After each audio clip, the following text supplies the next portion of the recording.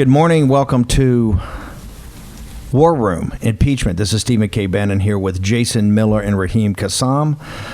I was the former CEO of the Trump 2016 campaign. Jason Miller is the comms director, and Raheem Kassam was former managing editor of Breitbart London and the right-hand man to Nigel Farage.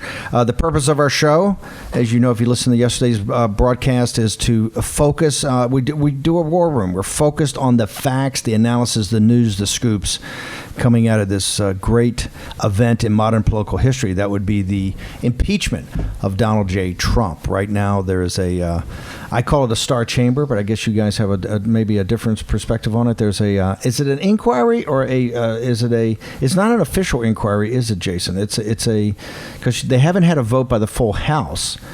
Nancy Pelosi actually, and it was 1 month ago today during the UNGA, when Nancy Pelosi, I think here in the Capitol, actually said she was beginning a formal inquiry into the impeachment of Trump, but they have not had a floor vote. What would you call this process?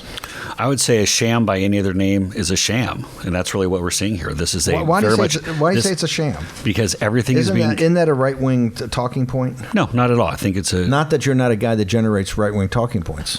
I do love the right wing. I'm proud to call myself a conservative, but very clearly here, this is a political operation the Speaker Pelosi is masterfully running to try to take down President Trump and to try to destroy the Republican Party heading into 2020 presidential elections. Pure and simple. That's exactly what it is. So you think this is the nullification project? This is a continuation of what they've been doing against President Trump since the moment AP called him the president-elect at 2:30 in the morning on November 9th. Exactly. And President Trump, I think, had a honeymoon of 5 or 6 hours? Maybe about 4 hours. Yeah, I'd probably say 4 hours. They were still protesting outside of Trump Tower. I mean, when we that night and we got back in the morning, there was still like 10,000 people there. So it wasn't much of a honeymoon. No, but people did have to sleep for a couple hours. But whether it be Comey, whether it be the Russia investigation, whether it be the popular vote, and then now we're onto this sham process with this impeachment effort, the Democrats have never stopped trying to undermine the 2016 elections. And this is a continuance of that. This is the John Frederick Radio Network. You're listening to in War Room Impeachment, here with Raheem Kassam, Jason Miller, Stephen K. Bannon. I will actually be live a little later today at 9 a.m. will be our first live broadcast. You're hearing this in the 6 to 7 hour, and appreciate that. Raheem, do you agree with Jason? Do you think this is a sham? Look, my honest opinion is, and it may land me unpopular in some circles, but my honest opinion is the administration hasn't helped itself necessarily on this whole thing. They've given the Democrats rope to hang them with. At the same time, there are all sorts of inconsistencies. There are all sorts of things per the witnesses that are being brought, per the statements that are being leaked out of these hearings, and per the hypocrisy of what the Biden-Obama position on Ukraine was, that led towards this, for me, being what Jason called a sham. But it's not a clear-cut sham as far as the public is concerned. I don't think it's a clear-cut sham, even as far as some Republicans, unfortunately, are concerned. That's why we need this, quite frankly, this show, and we need a whole wealth of people out there who are willing to do the digging into just who these people are, right. Who's appearing in front of these committees, what have their allegiances previously been, what have they stated on these things before, and why are we taking their views as solid gold, as insurmountable evidence of what's obviously been cooked up. When we were on the campaign, Jason Miller was always great in talking to the then candidate Trump, and when Jason ran comms in the transition, he was always great. The most dismissive thing a comms director can say is it's a process story. It's just a process story, right? Right now, that's exactly why we stood this up. We think people need to understand the process, because essentially what we're going through is we'll describe day in and day out. This is basically a grand jury process, kind of run as a star chamber without due process, but it's a grand jury process that will lead to articles of impeachment drafted by the Democrats, Nancy Pelosi. They'll be voted on by a Democratic majority.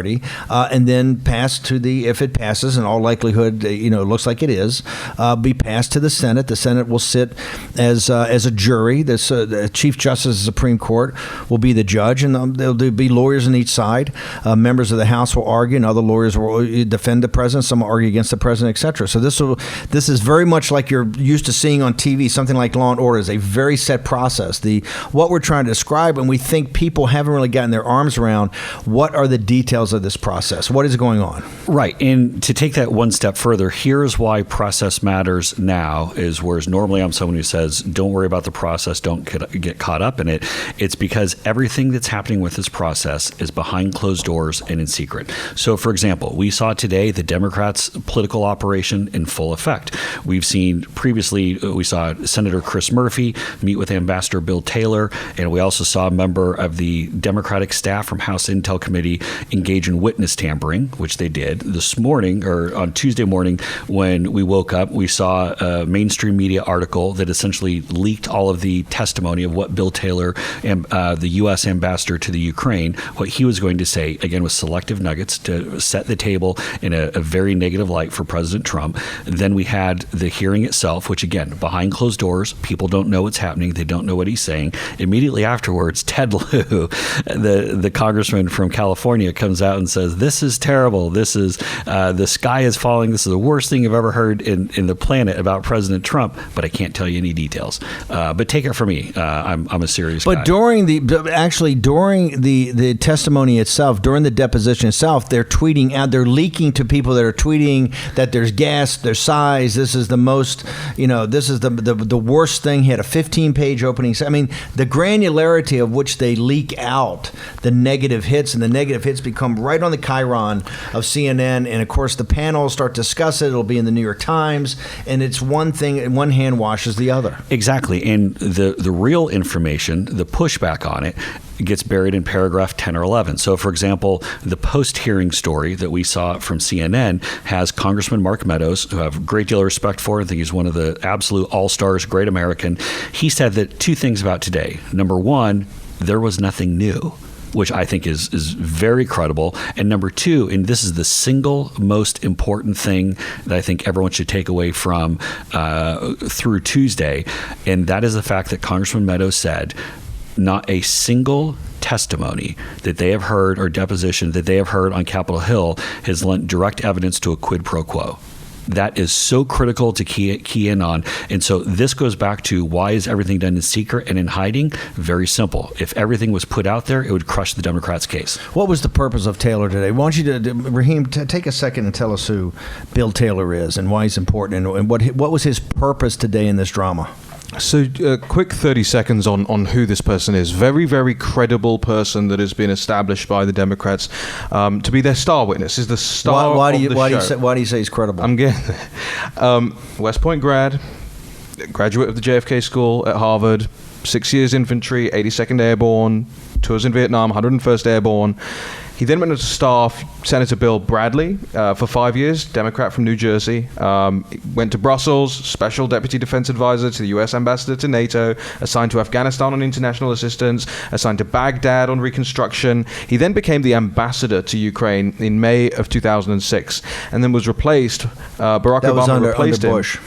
Under Bush, and was replaced by Obama in 2009. He moved from there to go on to be the special coordinator for Middle East transitions for the U.S. government, and then in 2015 became the executive vice president at the U.S. Institute for Peace, and is currently the charge d'affaires in Ukraine, following the ouster of Marie Yovanovitch earlier this year. Now, he is technically acting ambassador in Ukraine, but the full title actually being charge d'affaires. So you can see that's a highly respected resume. He's a highly respected person amongst the political elites and the political establishment, and that's why for them, his text messages between him and Sondland, the former EU ambassador, this shows that they have worked for a long time, and the meetings with Chris Murphy and all these things have shown for a long time that they've been establishing this guy and prepping this person as a witness. That's a pretty big charge. What do you mean? And you just said witness. I've got prepping witnesses, and I've got witness tampering, which are two pretty big charges. Let's start with witness tampering first with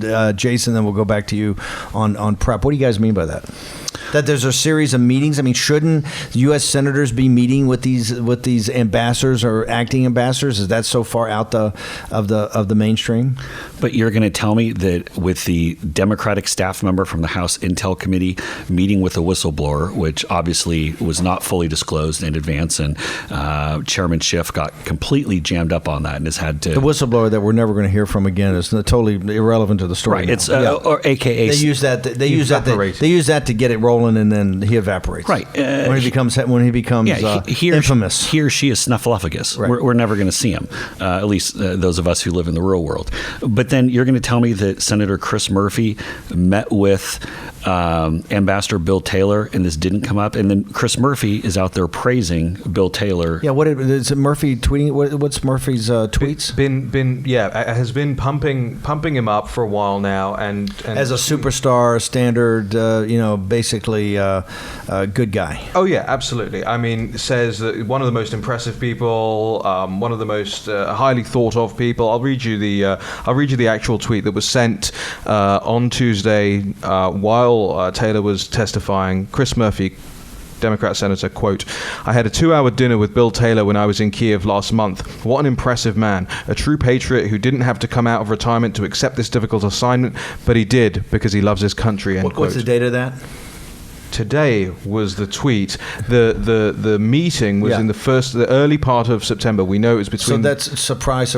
I mean, Chris Exactly. Murphy seeing a guy and sizing this guy up. Yeah, this guy's perfect, right? He's encouraging right? it. So to make sure that Bill Taylor doesn't get cold feet, or to make sure that he feels comfortable to come in and lob as many grenades. And as you see from some of the stories that have popped up following the testimony, it's very much even Taylor is relaying a lot of information secondhand. It's, well, I heard this, or I surmised this, or it was my deduction that was this, or it was one of the several things that could have been. There's a whole lot of gray area around this. But when you have a prominent U.S. senator who's giving you this level of direct encouragement, that is witness tampering, because you're saying, hey, pal, don't worry. We have your back. It's a wink, wink, nod, nod acknowledgement to don't worry. There's going to be a book deal, or there's going to be some kind of media contract that's in your future. Just do the right thing, pal, with a wink.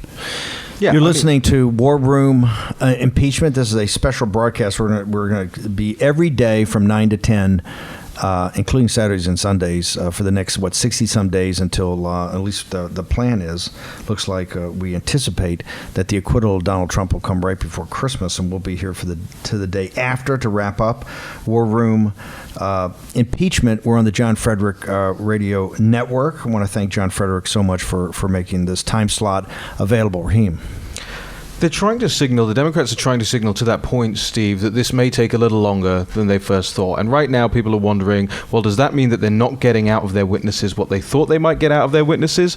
Or does it mean that actually there's more coming out than they thought would happen? And that's not clear yet. What do you mean by that? Well, look, let's take Taylor's testimony. You're saying today. If it's not good enough, they'll juice it up a little bit with a few hot tweets. Drag it out. Like, let's get a little bit more. Let's look for some more people. Maybe we can go back to Ukraine, fluff some more people up, bring them back, put them in front of these clandestine committees. And that's the problem with doing it private, doing behind closed doors. And what they're doing it down in this skiff, which is in the bowels of the basement of it's a highly classified space used for classified briefings and classified testimony. It was used in the Mueller investigation of the House Intelligence. Back in those days, we ran it. Devin Nunes, remember, was replaced by Paul Ryan thought he had a conflict of interest with the White House. But Schiff was still there, and Schiff really ran the Democratic side and ran it quite toughly, very tight. Is this why you think the Mark Meadows thing's so important? Because Meadows is sitting there going, I'm sitting through the same stuff, guys, and nothing is here. This hasn't been said before. There's nothing about a quid pro quo. This is all pretty standard stuff. Exactly, and that's why it's so important the Republicans in the House start leaking to build the full picture of what's going on. So you had this morning, as I mentioned already, the CNN story that had very selective nuggets of Ambassador Taylor's testimony, specifically designed to take down the president, to try to hurt the president. What would be great... it was brutal. This thing was supposed to be brutal. And all of the TVs, broadcast and cable, all chased the story and followed that description.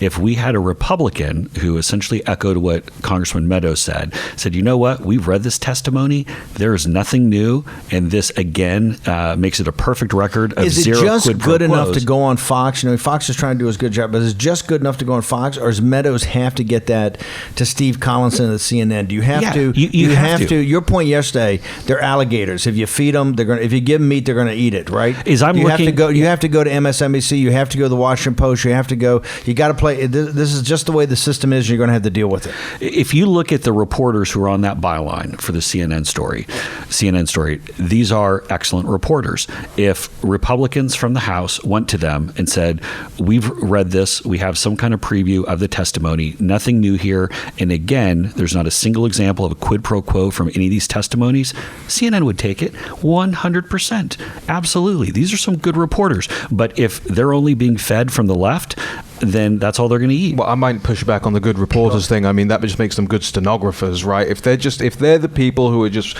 reporting what they're candid. I'm not disagreeing with you about the substance of handing them stuff. Equal opportunity might be that may be correct, and I think that's proven by the Washington Post story that came out during the testimony today as well, which is 1,200 word story, right?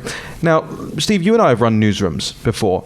How difficult is it to get that size of story out that quickly? It's pretty hard with no typographical errors, anything. This is all prepped. All the links working. This is all prepped and ready to go. It's 100% prepped. And they have this correct. Yes. And in this story that I'm looking at right now, it talks about exactly what Jason mentioned earlier. And this is something people have to understand, right? Taylor walked lawmakers through a series of conversations he had with other U.S. diplomats who were trying to obtain what one called the deliverable of Ukrainian help investigating Trump's political rivals. Jason, you said that earlier, right? It's third party, it's fourth party, it's conversations that were taking place separately. But here's the point, by the way, and one of the things I want to explain to the audience, we are getting very detailed and very granular in the process, because in the process you're going to find the truth, right? This is all about process. Nancy Pelosi, there is no smoking gun here. What they're trying to do is put the president through a process to try to field strip him every day with these leaks and these malicious stories and hit him from every different angle. She's marching divided to fight united at the end and have a vote, and that's what we're trying to do. We're trying to expose, at least bring some light to what's going on in these different, they can seem pretty arcane processes. It can, and this is why it's so important, Steve, as you pointed out, that this radio show and this podcast is being put together, because Trump allies, again, whether it's Federalist Society types, whether it's Republican AGs, whether it's former U.S. attorneys and prosecutors, anyone in this space who can add some additional credibility, they don't know what to say right now. Right. They can attack the process. Right. But as far as what is the elevator pitch to defend President Trump, because again, as we saw from Congressman Meadows, nobody has put any evidence of a quid pro quo. Right. I mean, but this is what I was saying. How can it be such different things? You got Taylor, what the CNN story. This is a CNN story. What the CNN story is reporting on what Taylor said and what Meadows has come out and said are diametrically opposed. You have one that said there was a series of other ambassadors and an open discussion that, I don't want to put words in your mouth, but the White House was driving towards some sort of exchange of information for the ability to help in foreign aid or military aid or whatever. And you're saying Meadows is saying, hey, we've heard all this before. There's nothing new in this testimony. There's nothing new in Taylor's deposition. And there's certainly nothing that drives you to a quid pro quo. And we basically, you couldn't have two more diametrically opposed opinions. We don't know because it's all behind closed doors. And again, in addition to Congressman Meadows, the other all-stars who've been out there who haven't been afraid to jump out and set the record straight, Congressman Lee Zeldin from New York, Congressman Andy Biggs from Arizona, Congressman Jim Jordan from Ohio, have all echoed similar thoughts or similar comments that there haven't been. We have how many Republicans in the House? 189 or something like that? How many Republicans do we have in the House?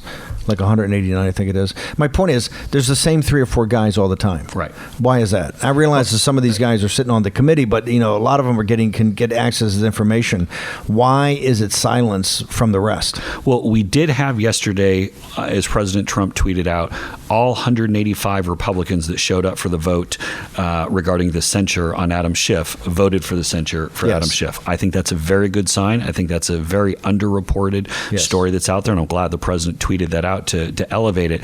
But again, it's right now, Republicans just don't have a good elevator pitch to shoot this down. I think that we have to start driving the very simple message that all of this is being done in secret. The reason why is because the testimonies do not back up. Is this why claims. Is this why she does not go to the House and have a vote on the floor to authorize an official inquiry into this matter, into this impeachment inquiry? Because she wouldn't have 100% of her caucus. I think that can be the only reason. Otherwise, let's call for it. Let's show that a clear majority of the House is in favor. She wouldn't get of this. any Republicans. No, wouldn't get any Republicans, and it'd be a purely partisan vote, and this would essentially be a precursor to an actual impeachment vote. But you'd have 0 Republicans voting along with Pelosi at this stage of the game, and she doesn't want to give up that high ground of being able to play sniper, shooting at President Trump and Trump allies while taking no incoming herself. You're listening to War Room. Impeachment. You've got Raheem Kassam, Jason Miller, Stephen K. Bannon, John Fredericks, Radio Network. So thank John so much for allowing us to launch. That we're riding to the sound of the guns. We're going to be putting on nationwide distribution over the next couple of days, and eventually get this on video so you can see our smiling visages and the guests we're going to have. And as Jason just pointed out, we are going to have state attorney generals. We are going to have U.S. attorneys. We are going to have members from the Federal Society. Every day as we get a little more organized, we're going to have those people in here that are talking about the process and giving opinions. And one of the things I want to point out to, we're going to put this up on the website. We are going to launch a website today for War Room Impeachment. Nancy, they got this really brutal document called Truth Exposed. And that was Huffington Post? Yeah, but it came off of, I think this put together by fed by Pelosi's campaign, is what I was told, by the Pelosi's office, the person that got this to me. So, but my point is that people are working on these documents every day. We're not seeing these documents coming from the right, not seeing these kind of documents. This is they take everything President Trump has done and really put it down and trying to make an impeachment document off it, right? We're not seeing we're not seeing that so far. We should have seen that this morning, or at least fed to all of the news networks to talk about Ambassador Bill Taylor in advance of today. We should see it in advance of Laura Cooper, who's testifying Wednesday. She's the Deputy Assistant Secretary of Defense. We should see a full breakdown and a full analysis there. And anyone who's carrying forward and participating in with this sham process with the depositions, even though the State Department. How can Taylor and this other person testify? How come there's not an injunction about this? How could the Scipione put out this 8-page flamethrower? How possibly could people be up there testifying? I don't get it. I mean, very clearly, the State Department and the administration have said they don't want anyone out there participating in this process. That's executive privilege, but they're still going up there and doing it. There has to be an injunction filed to stop this because there are enough career deep state folks who are going to go and participate in this process, people who'd much rather be on the side of Chris Murphy and Nancy Pelosi and partisan Democrats than on the side of President Trump and this administration within government. And they're always going to be able to find people to come take pot shots. And again, we know Ambassador Bill Taylor's name today. A week from now, no one's going to remember who he was. People will remember. You don't think they'll bring it because he's going to be one of the star witnesses? You don't think they're going to pump him up and then bring him back time and time again? But there'll be so many that it'll be drowned out. They'll find enough. So, for example, you're going to have Laura Cooper will be famous on Wednesday and then won't be famous at all after that. But they're going to keep beating up the Republicans. They will continue to. So you believe Fiona Hill? You believe Bill Taylor? You believe Miss Cooper? You think all these are 15 minutes of fame and then gone? You don't believe they're going to curate this group and you're going to see this in some sort of? Because I don't believe the people that say they're not going to release the transcripts. I think that what they're going to do is have a select group of these people testify on open mic in front of the nation. Bill Taylor's going back to resume his job on Wednesday. How have you got a charged affair employed by this administration who's come to testify against the president, who then goes back to his job? And just they carry on as usual? That doesn't make any sense. This document that's been spread around, it's called Truth Exposed, and we'll put it up on the website.